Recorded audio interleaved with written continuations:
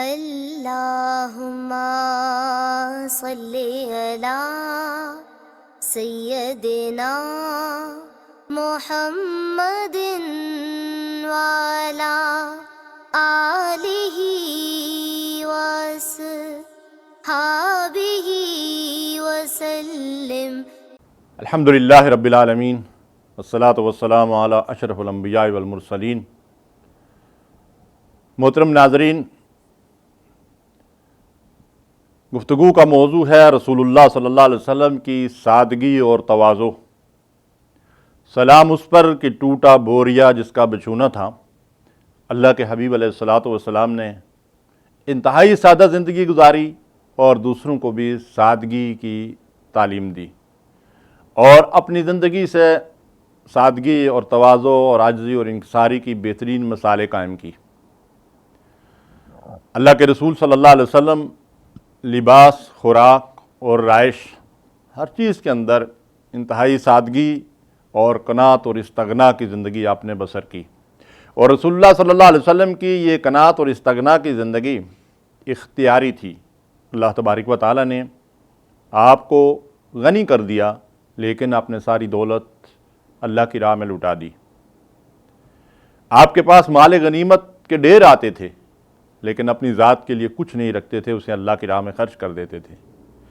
فرشتے آپ کی خدمت میں حاضر ہوتے تھے، فلاں پہاڑ کو آپ کے لیے سونا بنا دیا جائے، آپ انکار کر دیتے تھے۔ تو رسول اللہ صلی اللہ علیہ وسلم نے زہد، تقوی اور سادہ زندگی کو اپنے لیے پسند فرمایا، اور اللہ کے نبی صلی اللہ علیہ وسلم سادہ لوگوں میں، غریب لوگوں میں، فقراء اور مساکین میں گل مل کر بیٹھتے تھے۔ ان کے ساتھ بیٹھنا آپ کو بہت پسند تھا، اور دعائیں کرتے تھے کہ یا اللہ مجھے مساکین کے ساتھ رکھ، اور قیامت والے دن مجھے مساکین کے ساتھ اٹھا۔ گھر کے اندر اللہ کے نبی صلی اللہ علیہ وسلم کی کیفیت کیا ہوتی تھی؟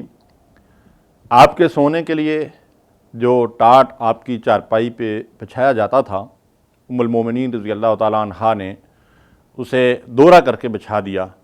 دوسرے روز اللہ کے رسول صلی اللہ علیہ وسلم نے فرمایا کہ اس کی وجہ سے مجھے سکون زیادہ آیا اور تہجد کی نماز کے لیے اٹھنا دشوار ہو گیا، اسے ویسا ہی رہنے دو جیسا پہلے تھا۔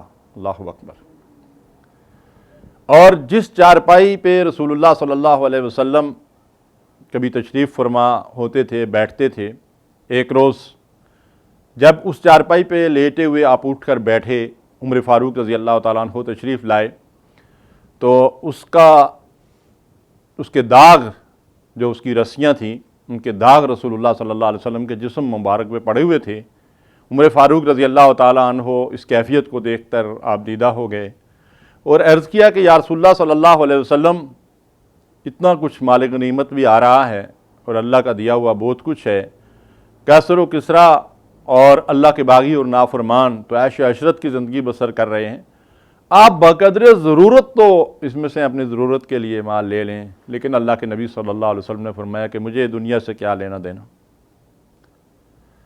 رسول اللہ صلی اللہ علیہ وسلم گھر کے اندر ہوتے تو گھر والوں کے کام کاج میں ہاتھ بٹا دیتے، خواتین کی گھر کے اندر کام میں مدد فرماتے، اپنے کپڑوں میں پابند لگانا ہوتا، کوئی سلائی کرنی ہوتی، مرمت کرنے ہوتے تو خود اپنے دستے مبارک سے کرتے۔ رسول اللہ صلی اللہ علیہ وسلم اپنے جوتے کی مرمت خود فرما لیا کرتے تھے۔ اللہ کے نبی صلی اللہ علیہ وسلم بکریوں کا دودھ خود دوتے تھے، اور نہ صرف اپنی بلکہ ایک روایت میں آتا ہے کہ حضرت خباب رضی اللہ تعالیٰ عنہ کو کسی کام کے لیے آپ نے کسی مہم پہ بھیجا، تو ان کے گھر والوں میں کوئی بکری کا دودھ دونے والا نہیں تھا،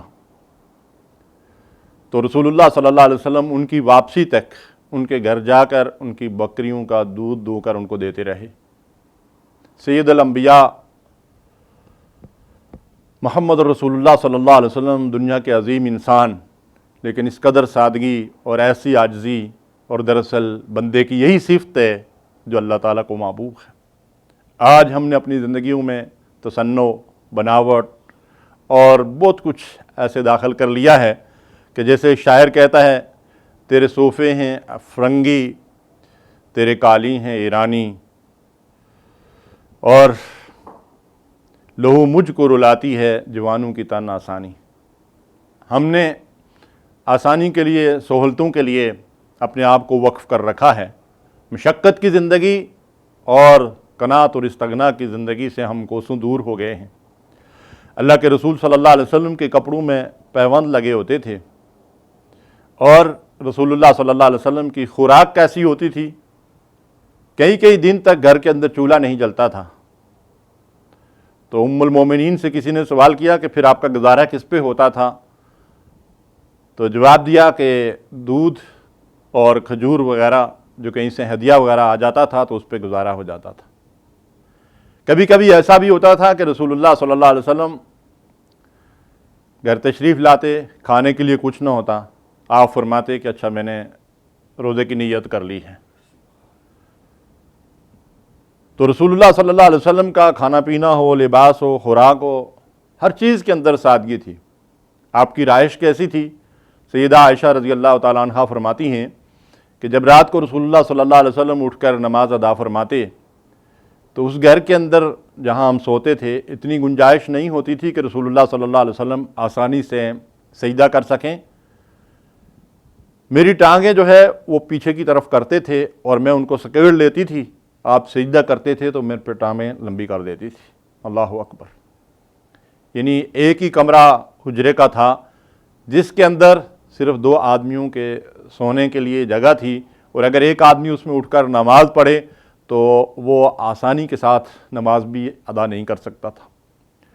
اور اسی سادگی اور قناعت کے اثرات تھے صحابہ کرام کی زندگیوں پہ کہ سلمان فارسی رضی اللہ تعالی عنہ مدائن کے گورنر تھے، تو ایک معمار کو لے آئے کہ میرے لیے گھر تعمیر کرو، اجرا بناؤ۔ تو معمار بھی جانتا تھا کہ میں کس شخصیت کے پاس آیا ہوں، ان کو کیسا گھر پسند ہوگا، تو اس سے پوچھا کہ تم کیسا گھر بناؤ گے؟ تو اس نے کہا کہ میں ایسا گھر بناؤں گا کہ آپ کھڑے ہوں گے تو آپ کا سر چھت سے ٹکرائے گا، اور جب لیٹیں گے تو پاؤں دوسری طرف کی دیوار کے ساتھ لگیں گے۔ انہوں نے فرمایا ہاں میں بھی یہ پسند کرتا ہوں کہ میرا گھر اسی طرح کا ہو۔ اللہ تعالی ہمیں بھی سادگی اور تواضع کی زندگی گزارنے کی توفیق دے۔ وصلی اللہ علیہ نبینا محمد۔